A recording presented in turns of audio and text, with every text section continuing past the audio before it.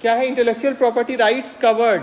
तो trips cover करते हैं, इसमें क्या क्या आता है, 7 main areas of intellectual property, 7 main area है। पहला कॉपीराइट एंड रिलेटेड राइट्स, मतलब इसको इसके अंदर कवर किया गया है, देखेंगे इसमें इसको।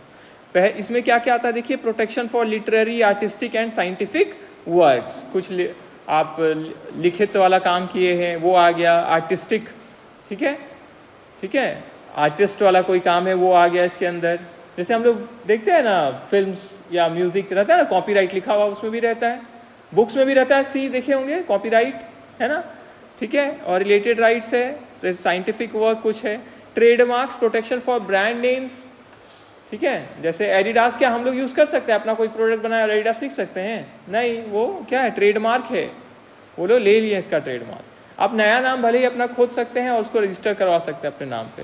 तो protection for trademarks, logos and service marks रहता है ना, देखिए कुछ कुछ का वर्ड लिखा रहेगा, गोला किया रहेगा, रहता है ना, ठीक है। तो ये सब क्या है, तो लोगो हो गया, ठीक है, चिन्ह जो बोलते हैं हम लोग। एडिडास क्या हो गया, या नाइकी क्या हो गया, ब्रांड नेम हो गया।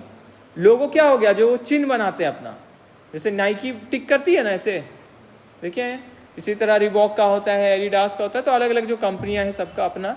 फिर और सर्विस मार्क्स, कोई सर्विस वाला मार्क है।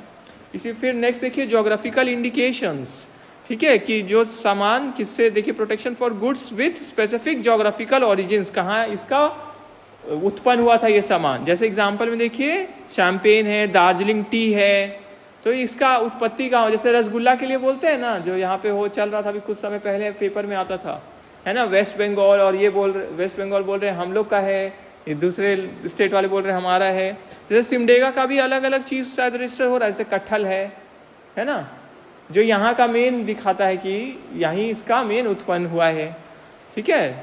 और क्या बोलते हैं नहीं, कोल्हापुरी चप्पल बोलते हैं ना, तो वो क्या उसके लिए है, ठीक है। तो मैसूर सिल्क या अलग अलग जो होता है ना, ये प्रोडक्ट मेन खासियत होता है ना कहीं कहीं का, जैसे बिहार के लिए बोलते हैं ना लिट्टी चोखा, हैदराबादी बिरयानी, ऐसे कुछ करके अलग अलग चीज रहता है ना, जो बोलते हैं ना उसके लिए वो जाना जाता है, या उसके लिए है ये चीज, ठीक है। फिर इंडस्ट्रियल डिजाइन्स है, देखिए protection for the appearance of products, appearance of products के लिए। इसी तरह पेटेंट्स है, ठीक है, प्रोटेक्शन किसके लिए, फॉर इन्वेंशंस, प्रोडक्ट्स और प्रोसेसेस के लिए। Layout designs, topographies of integrated circuits, जो आईसीज बोलते हैं हम लोग, कंप्यूटर चिप डिजाइन्स के लिए प्रोटेक्शन।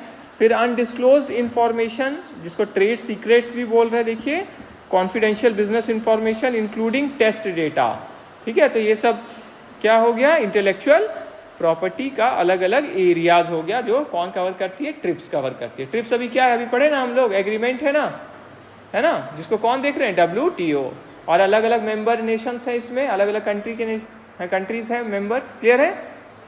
इंपॉर्टेंस क्या है इसका, तो देखिए देश के लिए तो अपना कानून हो गया, लेकिन वर्ल्ड के लिए ये हो गया WTO, जो मेंबर कंट्रीज है वो मानेंगे इनका बात को, क्योंकि वो क्या किए, मेंबरशिप लिए है उसका। तो इंटरनेशनल हार्मोनाइजेशन है, तो intellectual property laws across borders उसको हार्मोनाइज करता है, एक साथ जोड़ता है, लाता है, शांति स्थापित करता है। Reducing distortions in international trade, उससे क्या होगा, क्लैरिटी रहेगा, पता रहेगा ये लोगो इस देश का है, इस ब्रांड का है, हम लोग अपने देश में यूज नहीं कर सकते हैं, करेंगे तो कार्रवाई हो जाएगा इस तरह। फिर डिस्प्यूट सेटलमेंट, जितना भी डिस्प्यूट होगा किनके बीच में, WTO मेंबर्स के बीच में ओवर ट्रिप्स ऑब्लिगेशंस, वो सेटल होता है through the WTO's dispute settlement mechanism, ठीक है। WTO डिस्प्यूट सेटलमेंट मैकेनिज्म के जरिए उसको देखा जाएगा। बैलेंसिंग इंटरेस्ट, तो एनफोर्स करते समय प्रोटेक्शन को ट्रिप अलाउ करती है, एक्सेप्शंस और लिमिटेशंस, ठीक है, कुछ एक्सेप्शन है, अपवाद है, क्या सीमा है, किसके लिए, बैलेंस करने के लिए interest of IP holders with public health, ठीक है। जैसे एग्जाम्पल लिखा हुआ है, कंपल्सरी लाइसेंसिंग फॉर मेडिसिन, ठीक है, मतलब कभी कभी एक्सेप्शनल केस के कारण वो क्या करती है, वो थोड़ा नियम में क्या कर सकते हैं, लचीलापन ला सकते हैं, ठीक है। जैसे अभी हम लोग देखेंगे कोविड के समय नीचे में लिखा ही हुआ है, देखिए।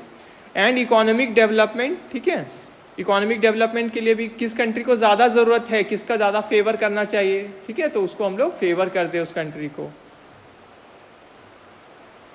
ठीक है। फिर देखिए रीसेंट डेवलपमेंट, तो ट्रिप्स ठीक है, न्यूज़ में रहा recently regarding temporary waiver of patent rules. Patent rules को दरकिनार थोड़ा सा किया गया, किसके लिए? फॉर कोविड-19 वैक्सीन एंड डायग्नोस्टिक्स, क्योंकि पब्लिक को अब ज़्यादा ज़रूरत है, तो अगर उसको थोड़ा सा रियायत मिल जाएगा कि क्या कर सके हम लोग उसको थोड़ा यूज़ कर सकते हैं, भले ही पेटेंट वाला चीज़ है, ठीक है, तो जो भी रूल को पालन करते हुए तो क्या हो सके, हमारा जल्दी जल्दी दवाई बन सके, ताकि वो यूज़ में आए, वैक्सीन इंजेक्शन ये सब बन सके, ठीक है, उसका वैक्सीन बन सके, दवा बन सके इंजेक्शन के लिए, ठीक है, इंजेक्ट करने के लिए। और diagnostics aimed at easing access for developing countries, developing countries के लिए थोड़ा उसमें वेव किया गया, मतलब नियमों को थोड़ा हटाया गया, ठीक है, उसमें और छूट दिया गया, ठीक है, रिसेंट डेवलपमेंट। अब देखिए दूसरा आंसर, नीचे पेज में जाइए, एक और आंसर है जिसमें आपको कुछ अलग पॉइंट्स भी मिलेंगे। देखिए जैसे,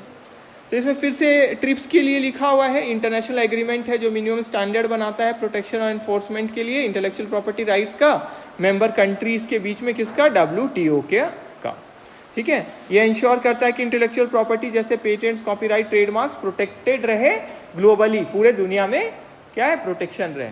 हम लोग अपना देश के लिए जो लॉ बनाते हैं वो तो अपने ही देश तक सीमित है ना, लेकिन वर्ल्ड वाला जैसे मैंने पढ़े ना, ट्रिप्स क्या हो गया, ये WTO के जितने मेंबर्स हैं सबके लिए कानून स्थापित कर दी ना, क्लियर सबको, ठीक है।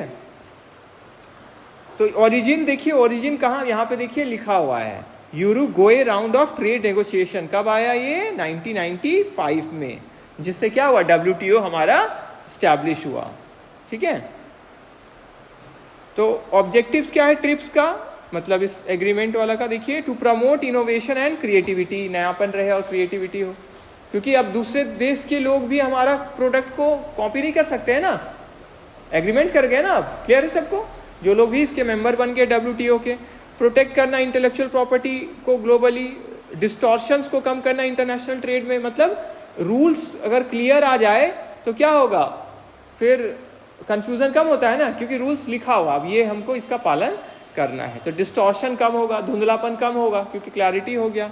इंश्योर करना फेयर कंपटीशन अमॉन्ग कंट्रीज, ठीक है, सारा रूल्स क्लियर है, तो अब कंट्रीज क्या है, फेयर रहने का ज़्यादा चांस है, क्योंकि पता है उनको ये रूल है, हमको पालन करना है।